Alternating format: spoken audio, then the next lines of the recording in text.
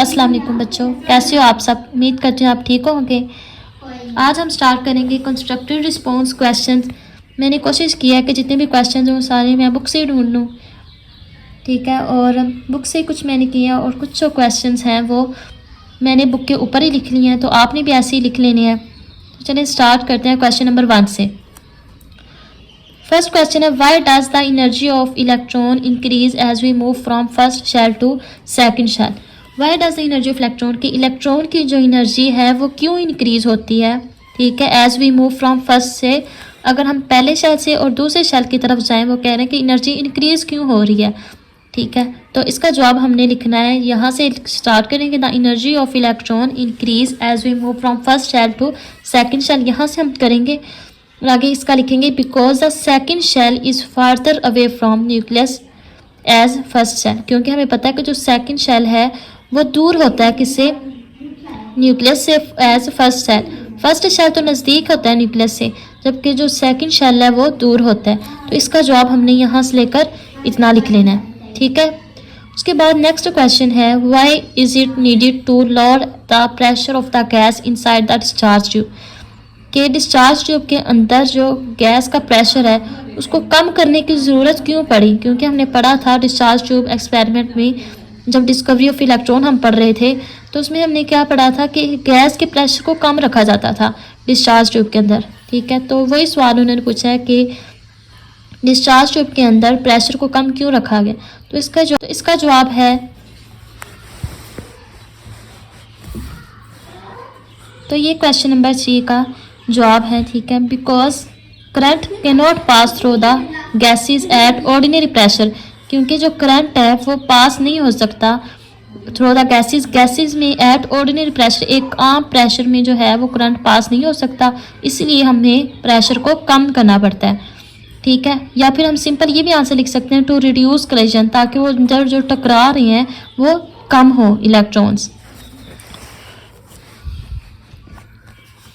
अब तीसरा क्वेश्चन है, what is the classical concept of an electron, electron का क्लासिकल कॉन्सेप्ट क्या है।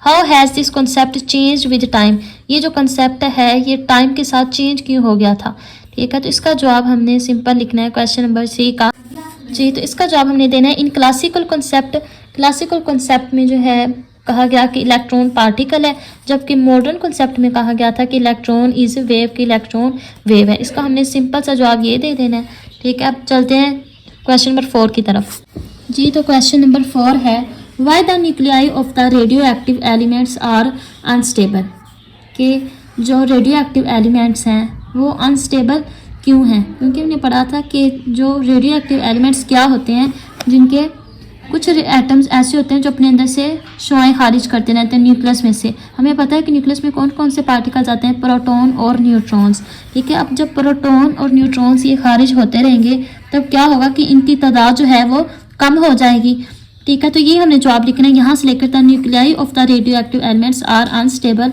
Because of imbalance number of proton and neutron, क्योंकि जो नंबर ऑफ प्रोटॉन्स हैं और जो नंबर ऑफ न्यूट्रॉन्स हैं वो इम्बैलेंस हो जाते हैं। इम्बैलेंस मीन्स कि उनकी तादाद जो है वो कम हो जाती है जब वो न्यूक्लियस में से रेडिएशन जो शुआएं हैं वो निकलती रहती हैं, ठीक है। इसका सिंपल से हमने ये जवाब लिखना है।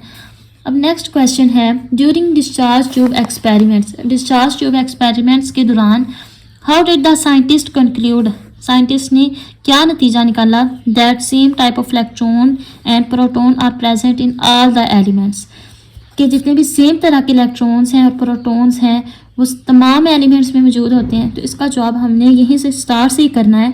During discharge tube experiments, how did हमने कट कर देने, यहाँ से करने, the scientist conclude that the same type of electrons and protons are present in all the elements, कि जो इलेक्ट्रॉन्स हैं वो किसने डिस्कवर किया था, जे थॉमसन ने, जबकि प्रोटॉन्स किस साइंटिस्ट ने डिस्कवर किया था, गोल्डस्टीन्स ने। तो इन दोनों साइंटिस्ट ने डिस्कवर किया था इलेक्ट्रॉन्स को और प्रोटॉन्स को। तो इसका हमने इतना जवाब लिख के, present in all the elements. उसके बाद हम लिखेंगे because of charge to mass ratio is constant, क्योंकि जो चार्ज से मैस रेशियो है वो कॉन्स्टेंट है, ठीक है। गोल्डस्टाइन ने भी जो डिस्कवर किया था वो भी ये किया था कि जो चार्ज से मास रेशियो है E और M है ये कांस्टेंट है, जबकि जे थॉमसन ने भी यही किया था। तो इसका हमने सिंपल सा यहाँ से लेकर इतना ये लिख लेना है और ये जवाब एक लाइन का कर लेना है। ठीक है, उम्मीद है आपको समझ लग गई होगी, उम्मीद करती हूँ आपको समझ लग गई होगी। इसके अलावा आप अगर कुछ भी अगर क्वेश्चन है तो आप कमेंट सेक्शन में पूछ सकते हैं। ठीक है, और चैनल को सब्सक्राइब करना ना भूलिएगा। मिलते हैं नेक्स्ट लेक्चर के साथ एक नए टॉपिक के साथ, तब तक के लिए अल्लाह हाफिज़।